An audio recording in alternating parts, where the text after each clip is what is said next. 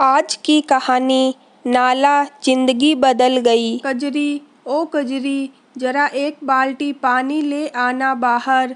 क्यों चिल्ला रहे हो? ऐसा कौन सा किला फतेह करके आए हो जो हम सेवा में खड़े रहें? अब चिक चिक मत कर।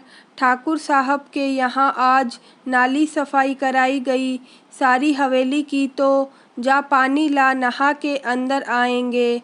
थक गए सुबह से और वहाँ भी कुछ ना खाया, नाली में जो काम कर रहे थे। लाती हूँ पानी, रुको। बड़बड़ाते हुए कजरी पानी ले आई। का दिया इतनी मेहनत का मेहनताना, गेहूँ दिया है आज 5 किलो होगा, कुछ दिन रोटी खाने को हो गया। हरिया नहा के अंदर आया तो कजरी ने खाना लगाया, चावल और बथुआ का साग। अरे साग कहाँ से ले आई हो? मैं तो आज भी सोचा सूखा भात और नमक होगा। कमला की अम्मा के यहाँ निराई कराई थी तो वहीं निकला था निराई में ये। वो तो बड़े लोग ये सब कहते ना, तो मैं ले आई। 3 दिन तो सूखा ना खाना पड़ेगा, रोटी या भात के साथ को हो जाएगा। ये थोड़ा और ले लो भात, सब मुझे खिला देगी तो तुम का खाओगी? खाली पेट फिर दिमाग गरम रहेगा तुम्हारा। मैं साग खा लूँगी, अभी थोड़ा और बात है। हो गया मेरा, अब तू खा ले। चल ले आ थाली, मेरे सामने खा।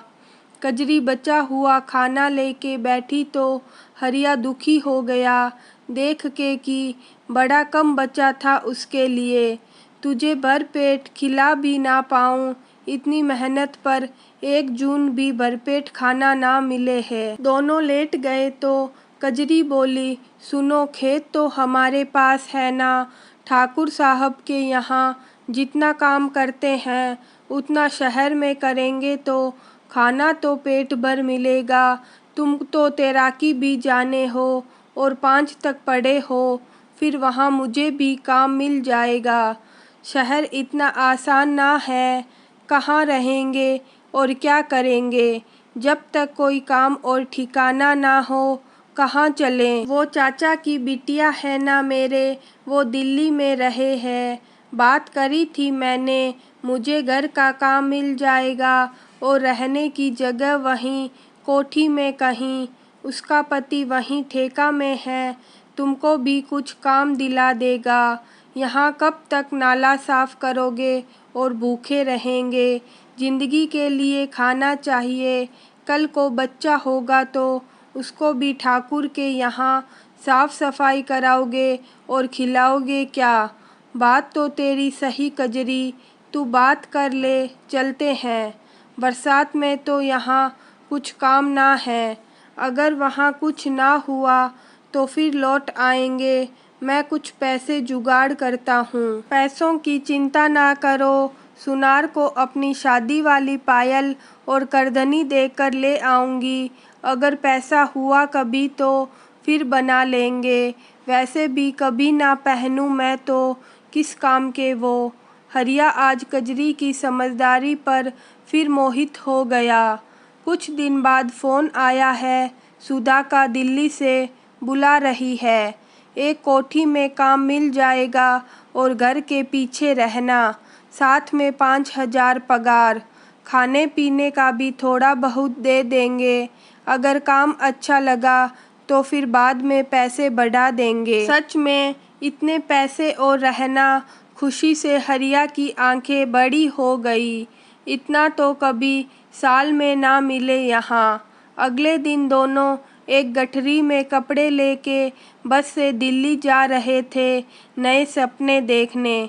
बारिश का मौसम और झमाझम बारिश। बस अड्डे पर उतरे तो चारों तरफ पानी और उफनती नालियाँ। कजरी, यहाँ भी बरसात में नाली से पानी ना निकले हैं, कम से कम हमको ई काम तो मिल जाएगा। तुम भी ना चुप करो, अब ई नाला की जिंदगी ना चाहिए हमको। का मिला आज तक नाला साफ करके हम लोगन को? कुछ घंटे बाद बारिश रुकी तो वो सुधा के घर गए। नाश्ता करा के सुधा ले गई कजरी को अपने साथ। मिलवाने मालकिन से कोठी पर। मैडम, ये कजरी है मेरी बहन, आज ही शहर आई है, इसी की बात की थी मैंने आपसे। अच्छा, कहाँ रुकी हो कजरी? जी, यहीं सुधा के यहाँ। देखो, तुम्हें यहीं रहना होगा, पीछे कमरे में, और सुबह 7 बजे से यही कोई रात 9 बजे तक घर का काम देखना है। जब कुछ काम ना हो तो कमरे पर जा सकती हो। बच्चों का ध्यान भी रखना है। खाना मैं सूखा दूंगी तो मेरे हिसाब से बनाना। मंजूर है ये सब? तो सामान लेके आ जाओ। और हाँ, अभी 5,000 ही दूंगी। मंजूर है मैडम, मेरे पति रह सकते हैं यहाँ। ज़रूर, बस ये पीने का ड्रामा नहीं चाहिए। वो ना पिए हैं मैडम। क्या काम करे हैं तेरा पति? अभी तो ढूंढ रहे हैं। अच्छा, साहब से बात करूँगी मैं तेरे पति के लिए, कुछ होगा तो बताएंगे। हरिया और कजरी की ज़िंदगी अब भरपेट भोजन मिलने से खुश थी।